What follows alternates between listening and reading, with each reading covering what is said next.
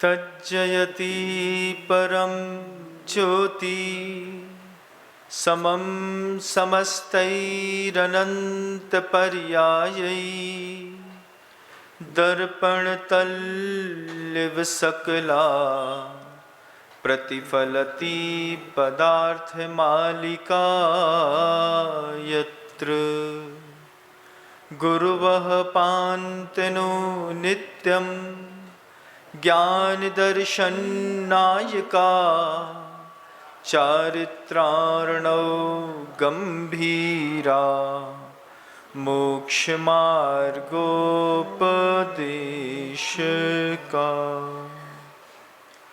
अहिंसा परमो धर्म की जय। परम पूज्य आचार्य भगवंत गुरुदेव श्री विद्यासागर जी महाराज की जय। वर्तमान आचार्य परमेष्ठी गुरुदेव श्री समय सागर जी महाराज की जय। समस्त मुनि संघ की जय। ज्येष्ठ मुनिराज श्री ब्रह्म सागर जी महामुनिराज की।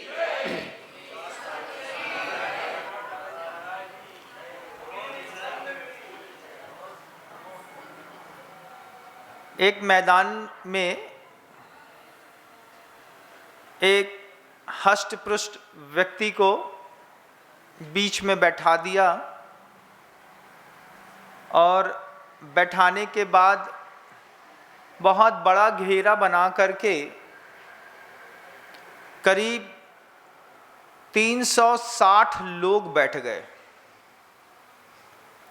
360 लोग जब उस एक व्यक्ति को बीच में रख करके घेरा बना करके बैठ गए, बाद में सारे 360 व्यक्तियों के हाथ में एक एक कागज और पेंसिल दी और पेंसिल दे करके कहा कि आपको वो जो सामने वाला बीच में व्यक्ति बैठा हुआ है उसका चित्र बनाना है। जब 360 व्यक्तियों के पास कागज पेन पहुंचा, सब के सब 360 के 360 कलाकार थे, लेकिन सबका एंगल चेंज था। सबने एक एक चित्र एक ही व्यक्ति का बनाया। एक ही व्यक्ति के जब 360 चित्र बने और किसी तीसरे व्यक्ति से कहा कि इन चित्रों में ये सब एक ही व्यक्ति का चित्र है, तो तीसरे व्यक्ति को विश्वास नहीं हुआ। वो बोलते हैं ऐसा कैसे हो सकता है, क्योंकि एक में तो पीठ के बाल दिख रहे हैं और एक में चेहरा, एक में थोड़ा सा टेढ़ा एंगल, फिर टेढ़ा एंगल, फिर टेढ़ा एंगल, फिर टेढ़ा एंगल। किसी का तो सिर्फ साइड पोर्शन ही दिख रहा था, पैर हाथ बनाए, और सबका एक ही कहना था कि ये एक ही व्यक्ति के चित्र हैं लेकिन 360 हैं। 360 एंगल आपने नाम सुना होगा, शब्द तो सुना ही होगा। उस 360 एंगल में दुनिया को देखने की कला सबको नहीं आती। आचार्यों ने इसको अनेकांत धर्मात्मक वस्तु कहा है।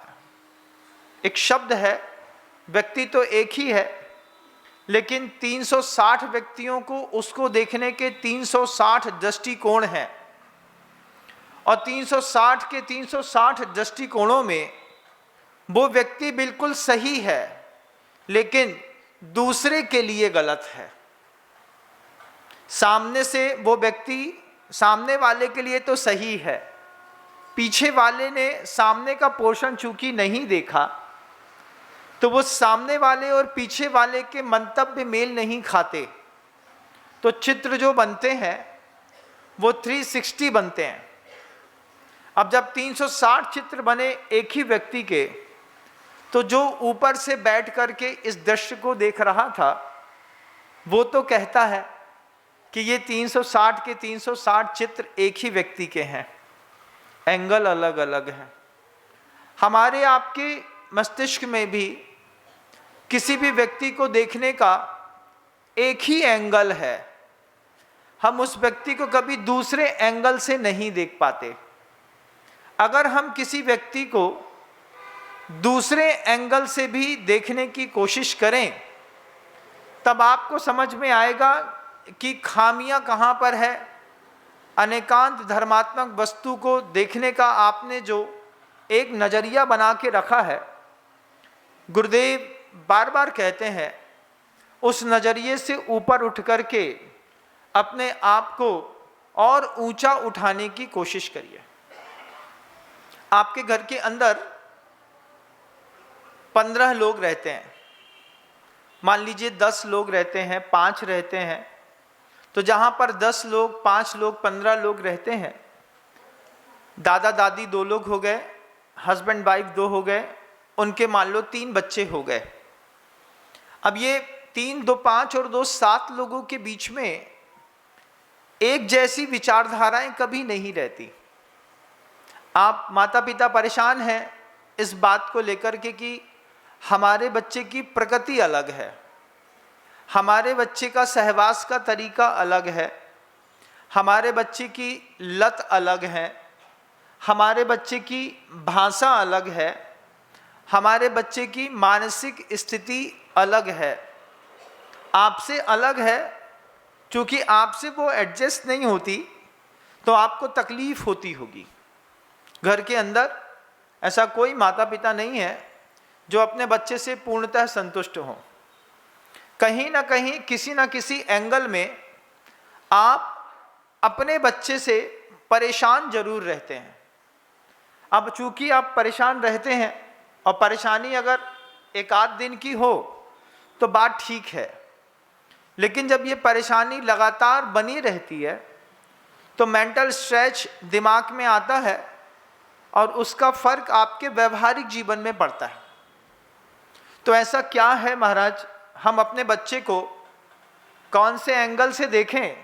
तो आप देखिएगा कि आप अपने बच्चे के व्यवहार से, आप अपने बच्चे की भाषा से, आप अपने बच्चे की लत से, आप अपने बच्चे की मानसिक स्थिति से इतने परेशान होते हैं।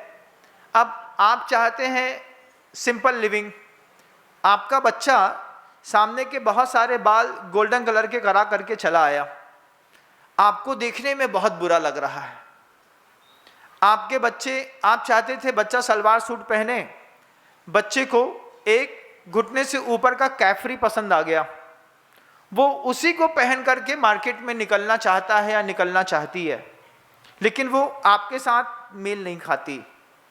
आप चाहते हैं बच्चा घर की दाल रोटी सब्जी खाए, लेकिन बच्चे को चाट पकौड़े चाउमीन पिज़्ज़ा बर्गर पसंद है।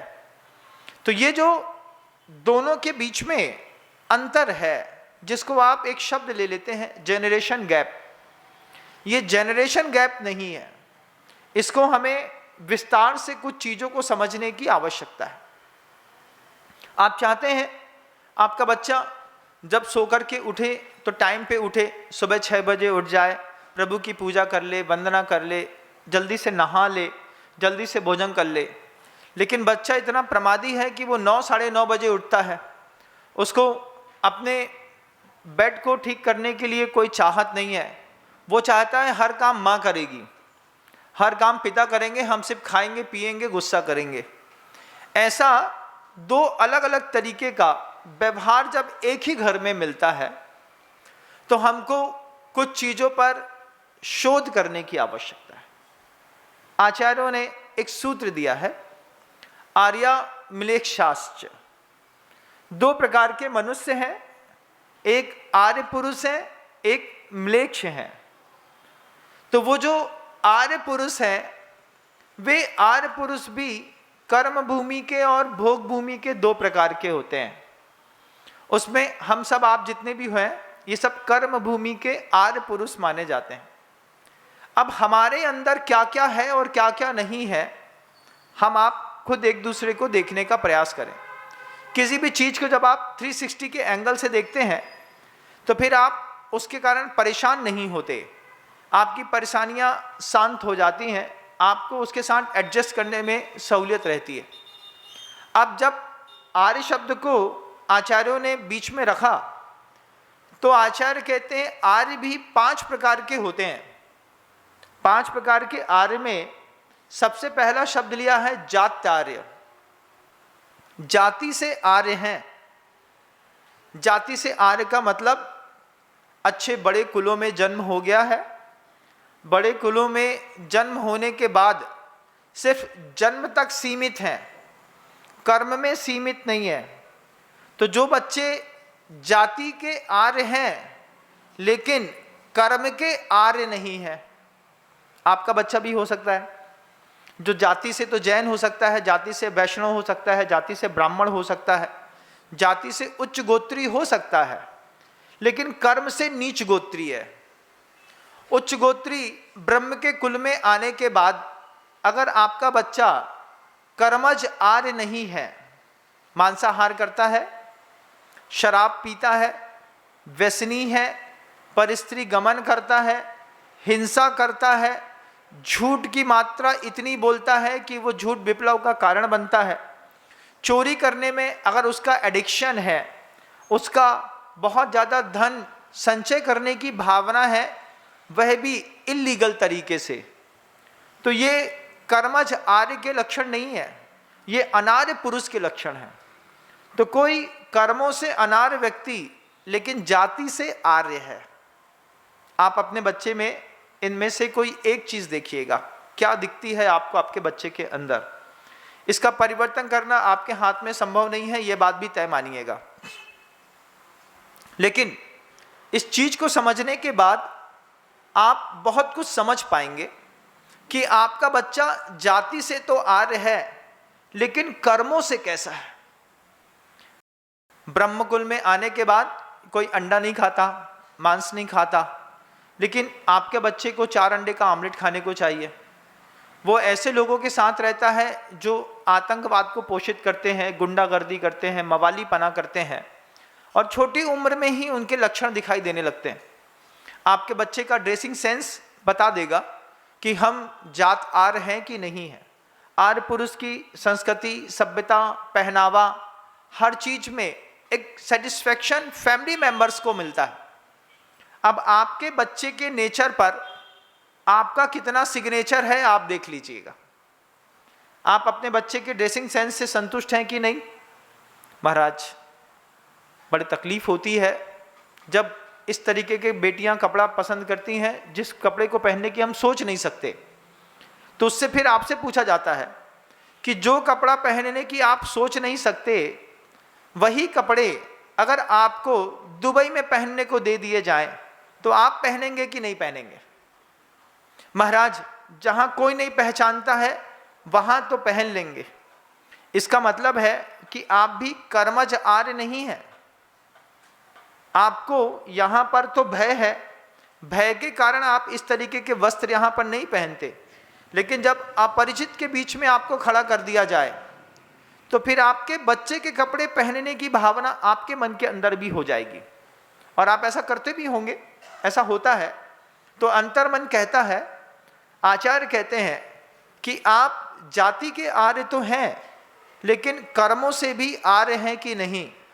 अगर आपका बच्चा कर्मज आर्य नहीं है तो फिर आपको निश्चित रूप से बच्चे के साथ ट्यूनिंग बैठाने में बड़ी दिक्कत होगी। कई माता पिता इस बात को बहुत गौर से कहते हैं, महाराज जी, हमारा बच्चा जैसे जैसे बड़ा हो रहा है वैसे वैसे आउट ऑफ कंट्रोल है। आउट ऑफ कंट्रोल क्या है? इसको घर की दाल रोटी बिल्कुल भी पसंद नहीं है। सुबह पनीर बनाओ, शाम को ये बनाओ, फिर भुर्जी बनाओ, फिर यहाँ पर ये करो, फिर यहाँ पर वो करो। उल्टी सीधी डिमांड इतनी है कि कुछ न पूछिए। परेशान है, इसको आप समझाइए। तब हमें लगता है कि ये जो आर्या मिलेक्षास सूत्र है, इस सूत्र को आचार्यों ने बहुत सटीक तरीके से जनमानस के बीच में रखा है, और इसलिए रखा है कि आप इस सूत्र को गंभीरता से लें, इसको समझने की कोशिश करें। फिर अपने घर के अंदर में रहने वाले परिवारजनों के बीच में आप एक दूसरे को समझने का प्रयास करें कि ये 5 खूबियां अगर एक परिवार में एक व्यक्ति के अंदर है तो वो परिवार बहुत अच्छा वृद्धिंगत होता है। लेकिन आप जाति के आर्य हैं लेकिन कर्मों से आर्य नहीं निकले, और मान लीजिए आप जाति से और कर्मों से आर्य निकल भी गए लेकिन आप चारित्र में आर्य नहीं निकले।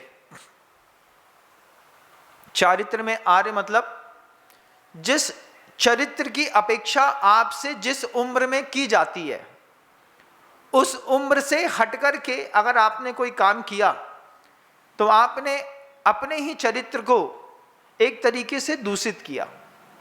तो आप क्या चरित्र के आर्य हैं कि नहीं, आपसे पूछा जाए तो फिर वो बात निकले कि महाराज, जब से ये व्हाट्सएप और मीडिया और गूगल आया है, दुनिया के वे अपराध जो हम भूल चुके थे, उन अपराधों को भी देखने और करने की प्रवृत्ति अंतर्मन के अंदर पैदा हो जाती है। तो ये बात तो तय है कि जो आपके हाथ में 5G इंटरनेट है, ये आपके चरित्र को भी स्खलित करता है। और सिर्फ एक आदमी का चरित्र स्खलित करता हो तो ऐसा भी नहीं है, क्योंकि घर के अंदर में रहने वाले फैमिली मेंबर 10 हैं और 10 के 10 फैमिली मेंबर के हाथ में एंड्रॉयड है। 10 के 10 फैमिली मेंबर अपना अपना एंड्रॉयड अपने अपने टाइम पर चलाते हैं। तो 10 के 10 लोगों की मानसिकता को मैनेज करता है एक गूगल या फिर एक फोन, जिसके माध्यम से आपकी जो चारित्र आर्य होने की उद्घोषणा थी वो दूषित हो जाती है। एक जमाना था जब कोई भी अश्लील पिक्चर देखने के लिए व्यक्ति को बहुत पुरुषार्थ करना पड़ता था। बचपन में देखते थे क्या था, लोग माहौल बनाते थे, सोचते थे, जुगाड़ करते थे, कहीं से टीवी लाएंगे, कहीं से VCR लाएंगे, फिर कहीं से एक कैसेट लाएंगे, उसमें फिर लाइट गोल ना हो तो एक इन्वर्टर ला करके रखेंगे, बैटरी जलाएंगे और आधा 15-25 मिनट में वो चीज़ खत्म भी हो जाएगी। जमाना बदला तो वो DVD में चेंज हो गया। पहले वो कैसेट आती थी, कैसेट से वो DVD में आ गया, CD में आया, CD से DVD में आया, DVD से पेन ड्राइव में आया। अब दुनिया की इन सारी चीज़ों की कोई ज़रूरत नहीं है। अब आपको किसी भी अप्रिय और अशोभनीय काम के लिए किसी चीज़ का जुगाड़ करने की ज़रूरत नहीं है, आपके मोबाइल में उपलब्ध है। मोबाइल की उपलब्धता अंतर्मन में ऐसी छाप छोड़ती है कि हमारे जो चारित्र आर्य था वो व्यक्ति चारित्र आर्य से दूषित होकर के अनार्य की कोटि में आ जाता है। तो कई जगह मोबाइल आपके धर्म भ्रष्ट करने में भी कारण बनता है, आपके व्यवहार को बदलने में भी कारण बनता है। मैं ये तो नहीं कहूँगा कि आप मोबाइल छोड़ दीजिए, क्योंकि वक्त के साथ कोई भी चीज़ जब लाइफस्टाइल में शामिल हो जाती है फिर आप उसको छोड़ नहीं सकते, लेकिन आप उसको समझ सकते हैं। अगर आप उसको समझते हैं तो बहुत अच्छी बात है। समझने का मतलब, आप आश्चर्य मानेंगे, वे बड़े बड़े प्लानर लोग हर 3 महीने में अपने मोबाइल को 100% रिबूट कर देते हैं। 3 महीना हमने मोबाइल चलाया, 3 महीने मोबाइल चलाने के बाद हमने उसमें ऑल डिलीट के ऑप्शन में पूरा का पूरा मोबाइल को रिबूट कर दिया। रिबूट करने पर जितने एप्लीकेशन थे, जितने भी आपकी दूसरी भी चीज़ें थी, जितना भी कंटेंट था, वो आपके मोबाइल से हट करके फ्रेश हो जाता है। फिर 3 दिन तक बड़े लोग उस मोबाइल का उपयोग नहीं करते। फिर चौथे दिन फिर वो अपने आप को अपडेट करके अपना एक नया वर्जन निकालते हैं, जिससे उनके अंदर की मानसिकताओं में हर 3 महीने में ये परिवर्तन नियमित रूप से होता रहता है। अभी दिल्ली के एक बहुत बड़े व्यवसायी का आना हुआ था, उनसे मैंने बच्चों से पूछा कि आप इतनी बड़ी कंपनी चलाते हैं तो कैसे चलाते हैं, क्या आपको एडिक्शन नहीं है इंस्टाग्राम का, फेसबुक का, इनके चिप का? तो उन्होंने अपना ये मास्टर रूल बताया। उन्होंने कहा, महाराज जी 3 महीने में मेरा एंड्रॉयड मैं खुद अपने हाथ से रात को 12 बजे रिबूट कर देता हूँ। जब आप उसको पूरा ऑल डिलीट फंक्शन में डाल देते हैं, आपके जितने एप्लीकेशंस होते हैं सब डिलीट होकर के फिर 3 दिन मैं उसको छोड़ देता हूँ। चौथे दिन मैं अपनी स्वस्थ मानसिकता से जो जो मुझे आवश्यक होता है मैं उसको वापस डाउनलोड करता हूँ और फिर उसमें अपने व्यवहारिक जीवन को जीता हूँ, जिससे मुझे किसी भी चीज़ का एडिक्शन नहीं होता। मैंने लास्ट टाइम में देखा कि मेरा इंस्टाग्राम को सर्च करने का टाइम कितना था। जब मैंने देखा कि इतना मैं बिजनेस पर्पज में लगा सकता हूँ, तो अगली बार जब मैंने उसको ऑल डिलीट में डाला, उसके बाद मैंने उसको डाउनलोड ही नहीं किया, जिससे मेरा बहुत बड़ा पर्याप्त समय बचा और ये बड़ी बड़ी इंडस्ट्रियाँ चल रही हैं।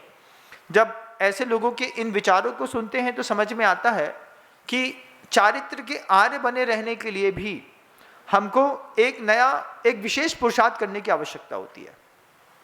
अब आप देखिए, आपका बच्चा जात आर्य है लेकिन कर्मज आर्य नहीं है। मान लीजिए बच्चा जात आर्य और कर्मज आर्य है तो चारित्र आर्य नहीं है। चारित्र आर्य भी है तो आपका बच्चा दर्शन में आर्य नहीं है।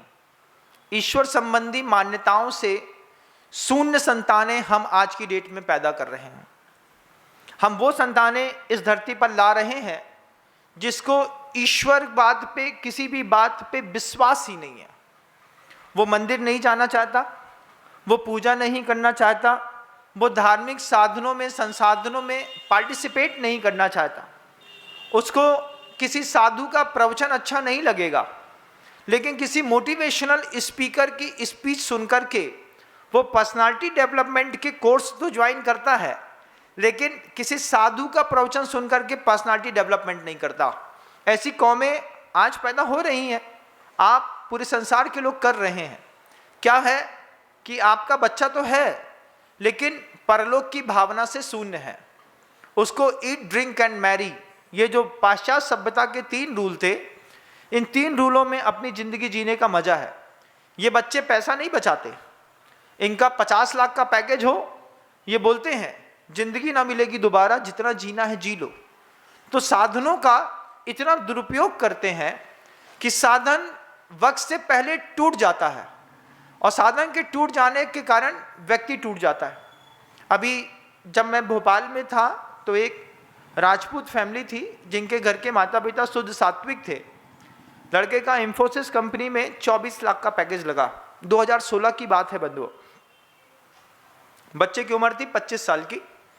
25 साल के बच्चे को इंफोसिस कंपनी में 25 लाख का 24 लाख का पैकेज था और जॉब करने के 7 महीने के बाद हार्ट अटैक आ गया। हार्ट अटैक आया तो कंपनी का रूल है, अगर ऑन जॉब अगर किसी को हार्ट फेल होता है तो उसको 1 या 1.5 करोड़ रुपए उसके फैमिली मेंबर्स को देने होंगे।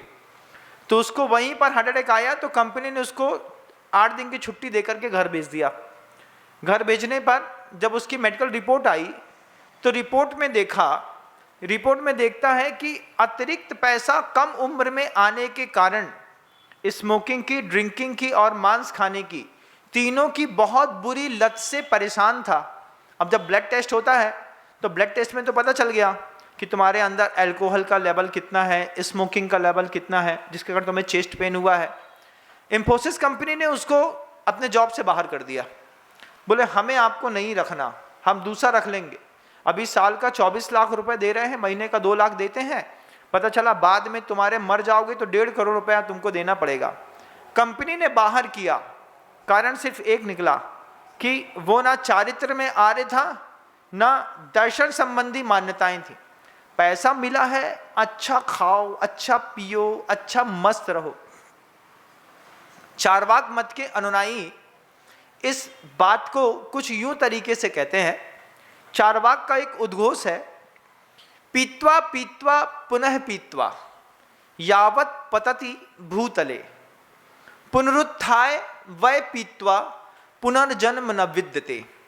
जिसको जो दर्शन के आर्य नहीं है, जिनको दर्शन संबंधी मान्यताओं का क्लियरिफिकेशन उनके परिवार के फैमिली मेंबर्स ने नहीं किया है, उनकी ये धारणा है पीत्वा पीत्वा पुनः पीत्वा, पियो और पियो, इतना पियो यावत पतति भूतले, जब तक पीते पीते धरती पे गिर न जाओ। पुनरुत्थाय वै पीत्वा,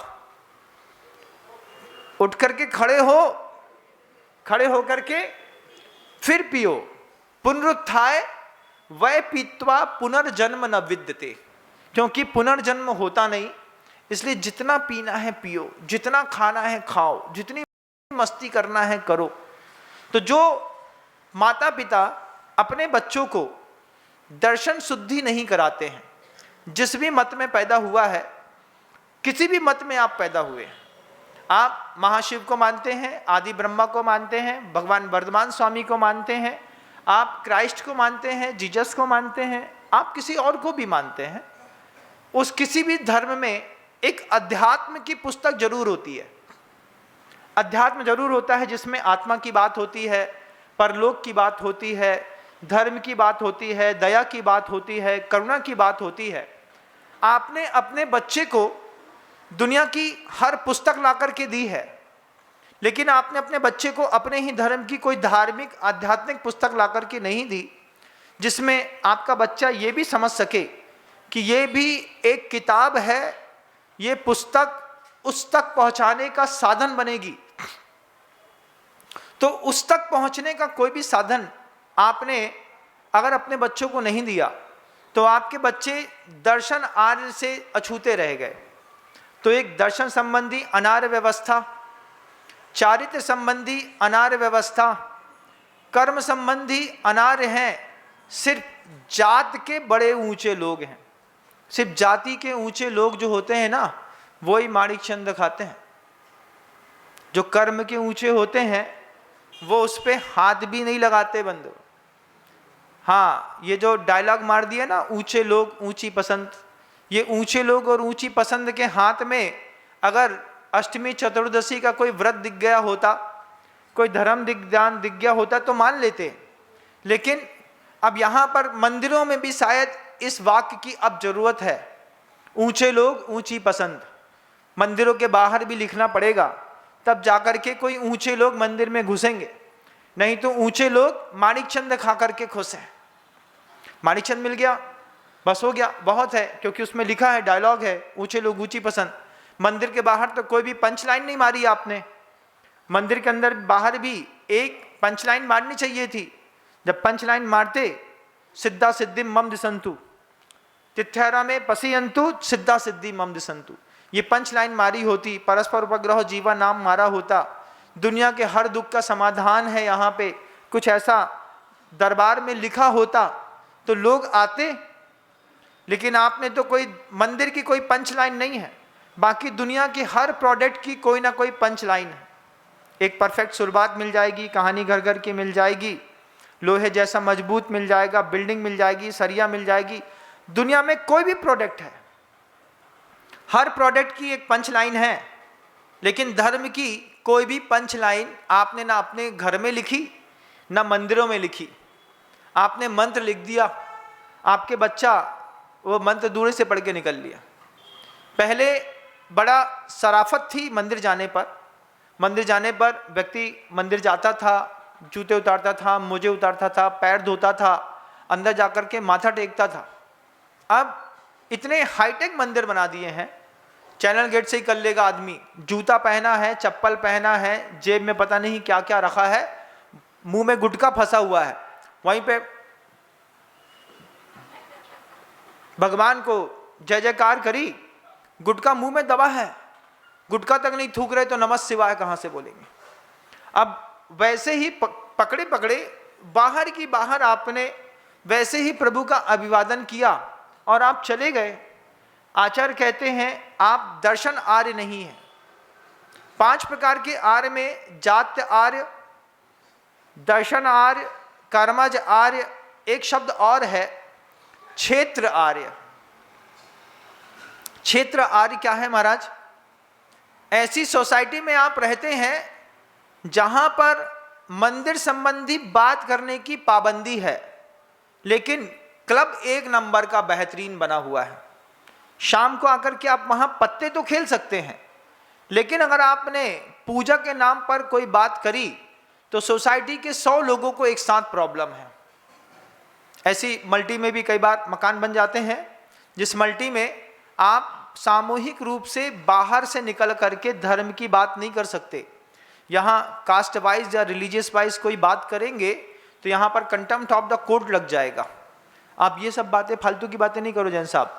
अपन की बहुत अच्छी सोसाइटी है, लिविंग वेल, अच्छे से हाव हाय करिए, हेलो करिए, हक करिए, फ्लाइंग किस करिए, मिलिए, गले मिलिए, एक दूसरे के घर आइए जाइए, खाइए पिए, सब ठीक है। जहाँ धर्म की बात करी तो दूसरे का मुंह चिढ़ता है। बोले इस पूरी सोसाइटी में हम, जब पहली बार मैंने बम्बई के 2-4 ऐसे जगहों का निरीक्षण किया जहाँ मैं गया, जहाँ पर बड़े बड़े लोग रहते हैं, लेकिन उस पूरी सोसाइटी में किसी भी धर्म का मंदिर नहीं मिलेगा। भगवान को सोसाइटी से दूर कर दिया, क्षेत्र में भी आप अनार्य हो गए, या फिर आप अपने जो आपके मंदिर हैं, जिस भी भगवान को आप मानते हैं, आपके घर से प्रभु का मंदिर इतनी दूर है कि आप प्रभु के दर्शन भी सुबह सुबह रोज नहीं कर सकते। इसलिए किसी भी आस्तिक व्यक्ति को, सम्यक दृष्टि व्यक्ति को यह कहा गया कि अपना घर वहां बसाओ जहां पर साधु संत आ जा सके, साधु संत को कुछ दान दिया जा सके, साथ में मिलकर के कहीं पर बैठ करके हम भजन कर सकें। अपना घर वहां बसाओ जहां पर एक प्रभु का मंदिर हो, जिससे तुमको धर्म ध्यान करने में सहूलियत हो। लेकिन ऐसी सोसाइटी में चले गए जिस सोसाइटी में मंदिर ही नहीं है, और मंदिर है भी तो उनका मंदिर है जिस मंदिर में आप जाते नहीं हैं। तो हर आदमी को अपनी धार्मिक अनुकूलता के हिसाब से अपनी एक बेहतरीन कम्युनिटी में रहना चाहिए। जब आप एक सुपर कम्युनिटी स्टैंडर्ड में रहते हैं, सोसाइटी का मतलब सोसाइटी में सारे प्रकार के लोग रहते हैं, लेकिन कम्युनिटी में एक धर्म, एक भगवान, एक मंदिर को मानने वाले लोगों का जो समूह होता है उसको कम्युनिटी कहते हैं। तो आप अपनी कम्युनिटी भी मेंटेन करना नहीं जानते। तो जब आपका बच्चा क्षेत्र आर्य नहीं है, आपका बच्चा जात आर्य नहीं है, आपका बच्चा कर्मज आर्य नहीं है, अब जिसके घर के अंदर बियर की बोतल रखी रहेगी, क्या वो उसके बच्चे कर्मज आर्य हो सकते हैं? आपको ऐसा लगता है? बिल्कुल नहीं लगता। जिनके घरों के अंदर बियर की बोतलें हैं, शराब की बोतलें हैं, जिनके घरों के फैमिली मेंबर्स में आइडियल पर्सन शराब पीते हैं, उनके बच्चे कभी भी कर्मज आर्य नहीं हो सकते। जब हमारे पापा ही पीते हैं तो फिर पापा की बोतल से 2.5 पैक निकालने में आपत्ति क्या है? उतना निकाल करके उसमें पानी मिला देंगे, पापा को पता भी नहीं चलेगा, पैसे भी नहीं लगेंगे, और एक ही बोतल में पिता पुत्र दोनों का काम हो जाएगा। ये भी कई घरों में होता है। आज जब आप मकान बनाते हैं तो मकान बनाते वक्त आप वाटर हार्वेस्टिंग का प्लांट तो नहीं डालेंगे, लेकिन एक बहुत अच्छा बियर बार का काउंटर आप अपने मकानों में बनाना जरूर पसंद करेंगे। एक बना देना, छोटा सा बना देना यार। क्यों? अरे यार वक्त की डिमांड है, लोग बोलते हैं तुम्हारा लिविंग स्टैंडर्ड ठीक नहीं है, तो बस एक बना दो, और बना करके उसमें भी कुछ मत करो, कम से कम खाली बॉटल रख दो, भरी भी मत रखो। अरे कोई गए, अरे तुम्हारे घर में दारू की, अरे खाली पड़ी है महाराज। खाली भी प्रेरणा देती है, ध्यान रखिएगा। भरी प्रेरणा देती हो ऐसा नहीं, खाली बॉटल भी प्रेरणा देती है। ये अनुभव है। इसका एक बहुत सुंदरतम कथानक है बंधुओं। एक वैश्या थी, उस वैश्या का अचानक नृत्य करते करते देहावसान हो गया। देहावसान हो गया तो उसको शमशान घाट में ले जा करके चिता पर लेटा दिया। अब उस चिता पर चढ़ी हुई वैश्या को 3 अलग अलग लोग देख रहे हैं। एक सियार देख रहा है उसी वैश्या को एक साधु देख रहा है, और उसी वैश्या को एक कामी पुरुष देख रहा है। अब कामी सोचता है जिंदा होती तो अच्छा भोग भोगता इसके साथ। सबको देख करके, खाली है ना, आत्मा तो निकल गई, खोखा पड़ा है, खोखा को देख करके भी भाव बदलते हैं। वो साधु सोचता है इतनी अच्छी पर्याय मिली थी, लेकिन परिणाम खराब करके इसने अपना पूरा जीवन व्यर्थ कर लिया। खोखा को देख करके साधु के मन के अंदर का भाव, खोखा को देख करके कामी के मन के अंदर का भाव। वहीं पर एक सियार खड़ा था। वो सियार सोचता है ये दोनों आदमी यहां से खिसकें तो मैं इसी से अपना पेट भर लूं। अब खोखा को देख करके कोई पेट भरना चाहता है, कोई भोग भोगना चाहता है, कोई वैराग्य चाहता है। वस्तु एक ही है। 360 एंगल से देखने वाले लोग उसको किस एंगल से देखते हैं। अब इन सारी चीजों के बीच में आपका बच्चा आपके घर के अंदर पैदा हुआ है, जो जाति से आर्य है लेकिन दर्शन से आर्य नहीं है, ज्ञान से आर्य नहीं है, कर्म से आर्य नहीं है, क्षेत्र से आर्य नहीं है। तो जो कर्मज आर्य नहीं है, क्षेत्रज आर्य नहीं है, जाति के सिर्फ आर्य है। अब इनकी इस मानसिकता को तो आप समझते नहीं, लेकिन इनके व्यवहार से आप समझिएगा। जो लोग कर्मज आर्य नहीं है, दर्शन में आर्य नहीं है, ज्ञान में आर्य नहीं है, क्षेत्रज आर्य नहीं है, इनका लाइफस्टाइल बिल्कुल चेंज दिखाई देगा। पैकेट में जेब में हाथ डालेंगे तो गुटखे का पाउच निकल आएगा। आप उनका वैलेट बॉक्स चेक करेंगे तो एटीएम के अलावा भी कुछ और निकल आएगा। आप कुछ और रसीदें देखेंगे तो आपको उसमें कुछ और जगह की रसीदें दिख जाएंगी। शाम का उसका उठना बैठना कहीं और दिख जाएगा और इसको आप रोक नहीं सकते। लेकिन इसके कारण आपको समझ में आता है कि हमारे बच्चे से व्यवहार ठीक क्यों नहीं है, हमारा और हमारे बच्चे के बीच की भाषा ठीक क्यों नहीं है। अब आपके बच्चे की आपकी भाषा मैच नहीं करती। आप कहते हैं सुबह उठ करके मंदिर जाया करो, वो ऐसा चिड़चिड़ा के अपना मुंह ऐसा इस तरफ करता है, कुछ ना पूछिए। उसको उसके जुतरा समझते हैं ना, हाँ, उसके जुतरे जो होते हैं, जुतरा कहते हैं बाल को, ऐसे लंबे लंबे, ऐसा मतलब लड़का होकर के सिर पे इतना बड़ा घोंसला बना लेगा कि 2-4 चिड़िया उसमें अंडा दे ले, इतना बड़ा बड़ा घोंसला बना लेंगे। फिर वो बेटियों जैसे बड़े बड़े बाल रख लेंगे और फिर उसमें भी कलर कर लेंगे। फिर उसमें बेटियों वाला एक पूरा रिबिन लगा लेंगे, उसमें नाली जैसी बहुत सारी वो बन जाएंगी। कौन किसकी सूरत है ये? लड़के की, बेटी की नहीं। बेटी करती तो वो सौभाग्यवर्धिनी थी, लेकिन चूंकि कर्मज आर्य नहीं है, क्षेत्रज आर्य नहीं है, दर्शन आर्य नहीं है, तो बेटे के अंदर इस तरीके की भावनाएं पैदा होती हैं।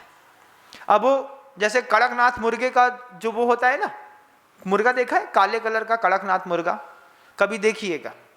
कड़कनाथ मुर्गा जो होता है, उस मुर्गे के पीछे के पूंछ के बाल आधे लाल, आधे पीले, आधे सफेद, आधे काले, आधे गुलाबी होते हैं। ऐसे ही तुम्हारे बच्चे के कड़कनाथ मुर्गे जैसे बाल निकल आएंगे। यहाँ पे उसने एक गोल्डन लाइन खिंचवाई है, यहाँ पर एक और खिंचाई है, नीचे का बिल्कुल गोल्ड के कलर का है, ऊपर का कुछ और है, और जब वो मिला करके छोटी बांधता है तो बिल्कुल वैसे लगता है जैसे कड़कनाथ मुर्गा के पूंछ के बाल दिख रहे हैं। ऐसे बच्चे संसार में मिलेंगे, आपके घर के अंदर भी हो सकते हैं। उनको बताइएगा, बेटा इस एक सभ्य कुल में आने के बाद हमको कुछ और सभ्यताएं और सीखनी और समझनी बाकी है। हमको कर्मज भी आर्य बनना है। हम जाति के तो आर्य हैं, हम जाति के वैष्णव हैं, हम जाति के ब्राह्मण हैं, हम जाति से जैन हैं, हम मिश्रा हैं, हम पंडित हैं, हम चतुर्वेदी हैं, हम त्रिवेदी हैं, हम द्विवेदी हैं, हम सब कुछ अच्छे हैं। लेकिन सिर्फ अभी हम जाति के आर्य हैं। जाति के आर्य को कर्मज आर्य भी बनना पड़ता है बेटा। ये शिक्षा कोई गुरु नहीं देगा, इस शिक्षा को माता पिता देते हैं। ये स्कूलों में भी नहीं दी जाती। स्कूलों में तो कुछ अलग ही पढ़ाया जाता है। सिविलाइजेशन का ज़माना है, सारे के सारे जात का खून एक जैसा होता है, सोच एक जैसी होती है। इस तरीके की शिक्षाएं विद्यालयों में दी जाती है। तो माता पिता का कर्तव्य है शुरुआती दौर पर बच्चे को मोल्ड करने का। तो शुरुआती दौर पर मोल्ड करने पर एनी हाउ कंडीशन आधा घंटा तुमको मंदिर जाना ही है। शाम को 7:30 बजे पाठशाला लगती है, मंदिर के अंदर भजन कीर्तन होता है, आपको उसको अटेंड करना टू बी मस्ट कंपलसरी। हम भी चलते हैं, तुम भी चलो, आपका मन लगे ना लगे। बच्चे को ले जा करके वहाँ पर बैठाइए। आप बैठाएंगे, आपका बच्चा कर्मज आर्य बनेगा। अभी हम देखते हैं कुछ माता पिता बहुत अच्छे हैं, शाम को 7 बजे अपने बच्चों को बोल देते हैं, महाराज जी 10 मिनट के लिए वैयावृत्ति कराते हैं, तुमको वहाँ पे जाना और खड़े होना जरूरी है। माता पिता ने इंस्ट्रक्शन दिया तो बच्चे आकर के खड़े हो गए, बोले आधा घंटा घूम करके वापस चले आना, जाओ, कुछ ना कुछ देखने, कुछ ना कुछ सीखने मिलेगा। अब पूछूं कि आपका बच्चा लास्ट टाइम मंदिर कब गया था? जवाब देना मुश्किल है। महाराज बहुत सीधा है, सरल है, आपको लग रहा है। सीधा और सरल तो अजगर भी होता है बंधु, जब वो निगलता है तब पता चलता है कि कितना खतरनाक हो गया। ऐसे ही बच्चे भी आपके घर के, अगर वो सिर्फ जात आर्य हैं तो आप उनको कर्मज आर्य बनाने के लिए घर के अंदर इन्वेस्ट करिए। टाइम देना पड़ता है, सिर्फ पैसे देने से बच्चे बड़े नहीं होते हैं। क्योंकि जितनी संपत्ति आप कमा रहे हैं, आज नहीं तो कल उसके हाथ में छोड़ के जाएंगे ना। प्रॉपर्टी है बेटा, 5 खेत हैं, 2 मकान हैं, 2 दुकानें हैं, रेंट पे शोरूम है, एक शोरूम बैंक में गया हुआ है, पर्याप्त पैसा आता है। 20 लाख रुपए आपके बच्चे के पास हर महीने मान लो पहुंच रहा है आपके मरने के बाद। उस 20 लाख रुपए का सिर्फ जात आर्य क्या करेगा? शराब पिएगा, फालतू के काम करेगा, व्यसन करेगा, लेकिन अगर वो कर्मज आर्य होगा, अगर वो दर्शन में भी आर्य होगा, तो आपके बच्चों के माध्यम से राम मंदिर जैसे मंदिर बनना शुरू होंगे। आपके बच्चों के माध्यम से कुंडलपुर के बड़े बाबा का मंदिर जैसा मंदिर बनना शुरू होगा। आपके बच्चे ही हैं जो किसी भी ऊंचे स्थान पर, हिल पर पर्यटन के रूप में नहीं, दर्शनार्थी के रूप में प्रवेश करेंगे। दर्शनार्थी की वेशभूषा तीर्थ स्थलों पर अलग होती है, पर्यटक की बिल्कुल अलग होती है।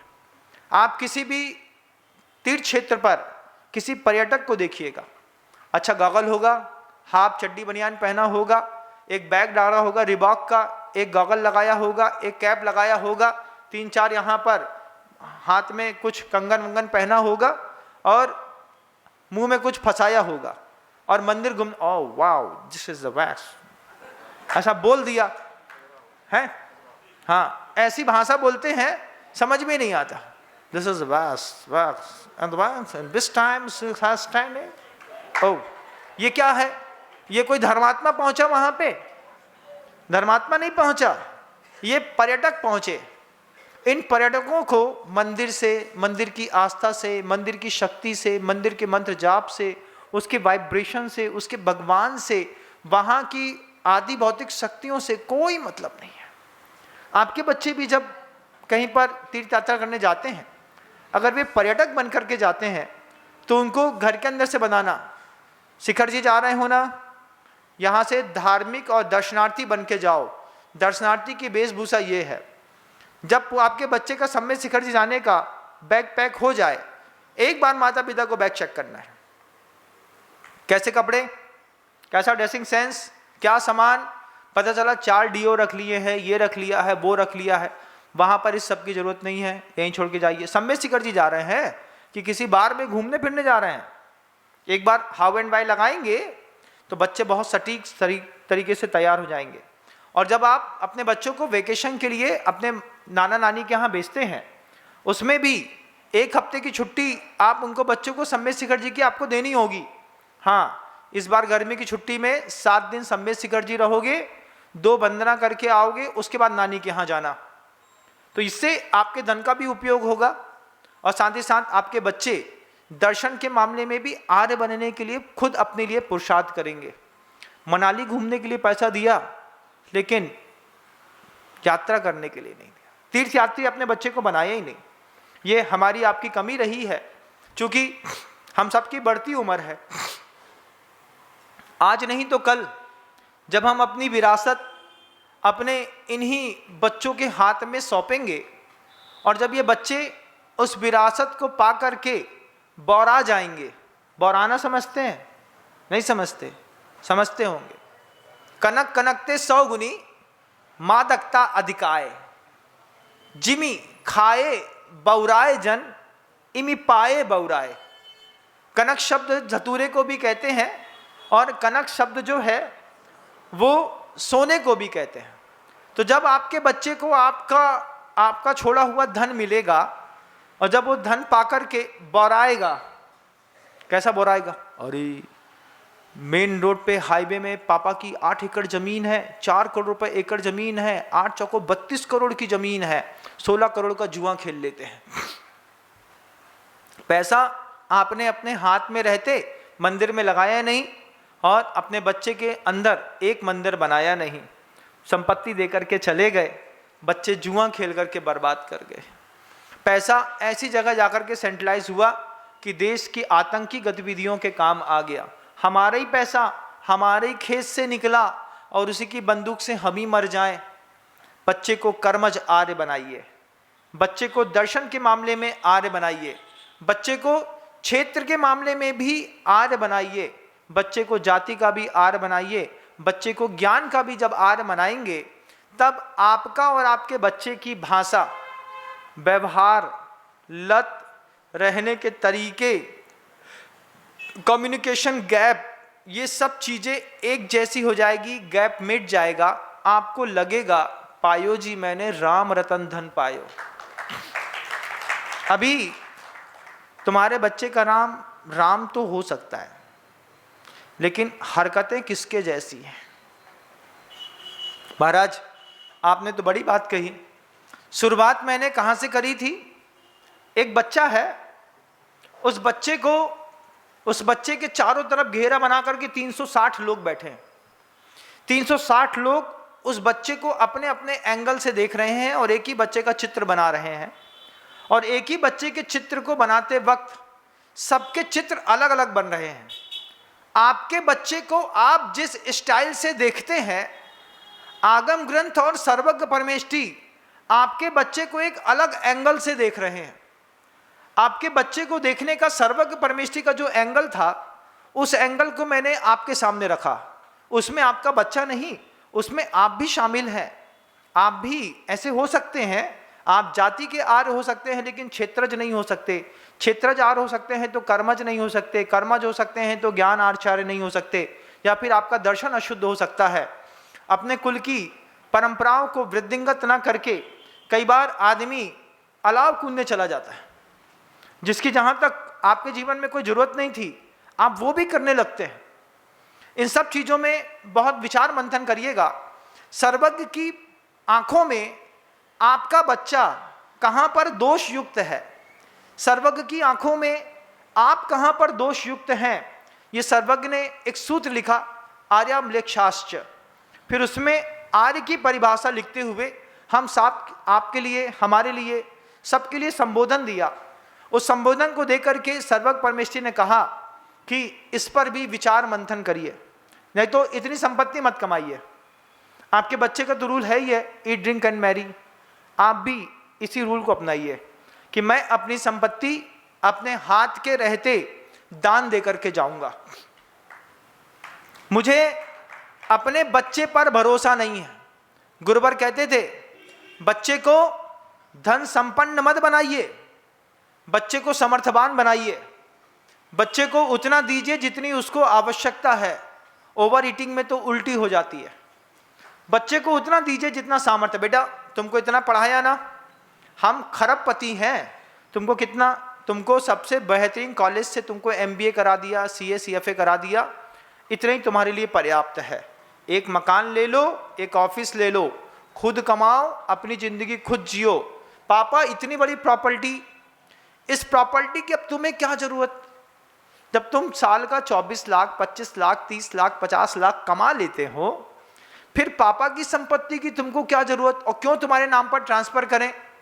फिर गुरु के पास जाकर के बोलेंगे हमने 3 संतानें 2 संतानें 4 संतानें इस सृष्टि पर पैदा की थी, उन सबको सक्षम और समर्थ बना दिया है, लेकिन अब संपन्न बनाना उनका मेरा काम नहीं है। वो खुद पुरुषार्थ करेंगे और खुद संपन्न होते चले जाएंगे। मेरे पास संपत्ति का बहुभाग सुरक्षित रखा हुआ है, जिस धरती को मैं भोग नहीं पाऊंगा क्योंकि मेरी भोग की शक्ति इतनी है नहीं और मेरी आयु कर्म भी अब इतना बचा नहीं। अब इस संपत्ति का उपयोग सबसे सुंदर क्या हो सकता है?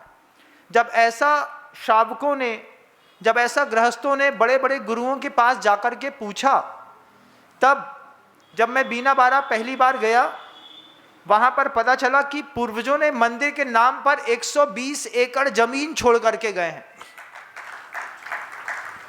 मंदिर के नाम पर 120 एकड़ जमीन। फिर पूछा गुरुजी से कि 120 एकड़ जमीन का काय के लिए छोड़ के गए? वहां पे मंदिर बनाना नहीं था। बोले मंदिर बनाने के लिए नहीं, मंदिर की व्यवस्था सुचारू रूप से चलती रहे, इसलिए 120 एकड़ जमीन पूर्वजों ने दी। आप होते तो बेच बाच करके पैसा खड़ा कर लेते, लेकिन पूर्वज इतने दूरगामी दूरदृष्टि वाले निकले, उन्होंने मंदिर के नाम पर प्रॉपर्टी दी। मरने से पहले मंदिर के नाम पर मकान लिख करके जाओ। जब तुम्हें लगे कि पूत तुम्हारा कपूत है तो अपनी डीड में लिखो कि जिस मकान पर मैं रहता हूं, इस मकान का स्वामी मेरे मरने के बाद भगवान पार्श्वनाथ की संपत्ति कहलाएगी। ऐसी भी डीड लिखना सीखो। जब पता चले कि 2 बड़ी बड़ी दुकानें हैं, फैक्ट्रियां हैं और खाने वाला कोई है नहीं, मचाने वाले लूटने वाले हजार हैं, हर रिश्तेदार की आंख गड़ी है, कक्का फूफा मरे हैं तो फूफा मरे के बाद बुआ से हमें भी हिस्सा में 50 तोला सोना तो मिलेगा। पहले से डीड लिख के जाओ, मेरे मरने के बाद इस संपत्ति का मालिक भगवान पार्श्वनाथ की संपत्ति है, मैं इसको समर्पित करता हूँ। जब तक मैं रहा मेरे रहने के बाद मेरे मकान का प्रयोग धर्मशाला के रूप में संत निवास के रूप में, अतिथि निवास के रूप में किया जाएगा तो मेरी आत्मा को वहां पर शांति मिलेगी। ऐसी भी वसीयत लिखनी होंगी। लोग लिख करके गए हैं, लोग लिख रहे हैं। महान जो गुरु हैं, पुण्यात्मा गुरु हैं, वो किसी जगह पर खड़े होकर के बोल दें इतनी संपत्ति तुम्हारी मंदिर के लिए चाहिए, तो उस महान पुण्यात्मा गुरु के नाम सुनकर के कभी कोई दान के लिए मना नहीं करता। आप लोग भी, कई लोग ऐसे हैं, दान मांगता हूं तो कभी मना नहीं करते। क्यों? उनका भी तो हक है। बच्चे को तो समर्थ बनाना था, बना दिया। अब भगवान का पोषण कौन करेगा? देवता तो आकर के करेंगे नहीं, करना तो आप ही लोगों को है। तो ये भी जब हम अपने अंदर धारणा बनाते हैं, इस धारणा का भी प्रभाव हमारे संतानों पर पड़ता है, तो संतति सही रूप से प्रवाहमान रहती है। आपके बच्चे कौन से आर्य में आते हैं, आप अपने बच्चे के नेचर पर कितना सिग्नेचर करते हैं, एक बार देखिएगा। आपके ऊपर भी आपके फैमिली मेंबर कैसा सिग्नेचर करते हैं। आप अपने परिवार में जाकर के पूछिएगा, क्या मेरे कर्म से, मेरी सोच से, मेरी क्रियाओं से, मेरे चरित्र से और मेरी जाति से मेरे फैमिली मेंबर संतुष्ट हैं कि नहीं? तो वहाँ पर भी आपको अगर असंतुष्टि दिख जाए तो उसमें भी सुधार करिएगा, क्योंकि पर्याय मिली है परिष्करण के लिए। जितना कर पाएँ, जितना समझ पाएँ, सौभाग्य है। फिर अगली पर्याय मिलेगी, कुछ और परिणाम होंगे, कुछ और गति होगी। अपनी खुद की 38 प्रकृतियों पर आप इस तरीके से परिवर्तन कर सकते हैं। 38 प्रकृतियाँ कौन कौन सी महाराज जी?